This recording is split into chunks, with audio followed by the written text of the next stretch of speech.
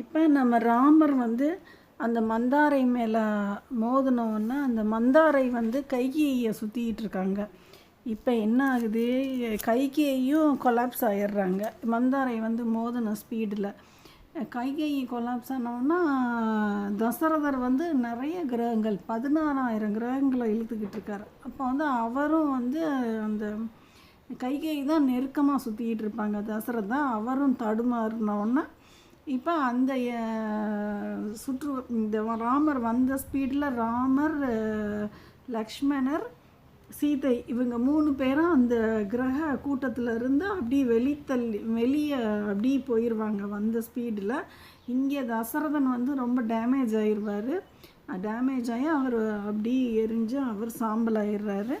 இப்போ இந்த ராமர், லக்ஷ்மணர், சீதை இந்த 3 கிரகங்களும் அப்படியே சப்தரிஷி மண்டலத்தில் அப்படி ட்ராவல் ஆக ஆரம்பிக்கிறாங்க. அங்கே பரத்வாஜர் அப்படிங்கிற அந்த முனிவர் அந்த சப்தரிஷி இருக்கிற அந்த ஏரியாவுக்கு போய் அங்கே அந்த சுற்றுவட்ட பாதையில் சுற்றி, அதுக்கப்புறம் அத்திரி, அனுசூயை அந்த குரூப்பில் சுற்றி அப்படியே காட்டுக்கு அப்புறம் வந்து குகன்னு ஒரு கிரகம் இருக்கும், படகோட்டி குகன்னு சொல்கிறாங்க, அவரோட சுற்றுவட்ட பாதையில் போய் அங்கேருந்து அப்படியே போய்கிட்டே இருக்காங்க. அப்போ என்ன ஆகுது, விராதன் அப்படின்னு ஒரு மாபெரும் கிரகம். இப்போ நம்ம ராமர், லக்ஷ்மணர் இந்த சூரியன்கள் வந்து ரொம்ப குட்டி சைஸு கிரகங்கள், மனுஷ சைஸில் இருக்க கிரகங்கள், அதாவது சின்ன சைஸு, ஸ்மாலர் சைஸ் பிளானட்ஸ் அப்படின்னு சொல்கிறாங்க.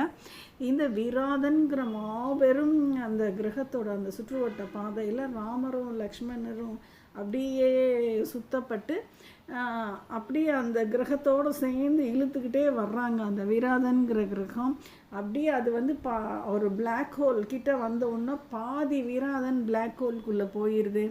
மீதம் இருந்த விராதன் அப்படி தப்பிச்சு வானத்தில் போனதுக்கப்புறம் இவங்க அப்படி திருப்பி ஒரு சரபங்க மகரிஷி, அதாவது சரீரம் பங்கமான மகரிஷி, அந்த அவர் மேலே வந்து மோதி அவர் வந்து அப்படி தீப்பிடிச்சு எரிஞ்சு சரீரம் பங்கமாகி, அதுக்கப்புறம் சுதீஷ்ண மகரிஷிங்கிற ஏரியாவுக்கு வந்து அவரோட சுற்றுவட்ட பாதையில் சுற்ற ஆரம்பிக்கிறாங்க. இந்த சுதீஷ்ணர் எப்படின்னா அவர் வந்து ரொம்ப பழைய கிரகம், இந்த உலகத்தில் ஸ்டார்டிங்கிலேருந்து இருக்கார்.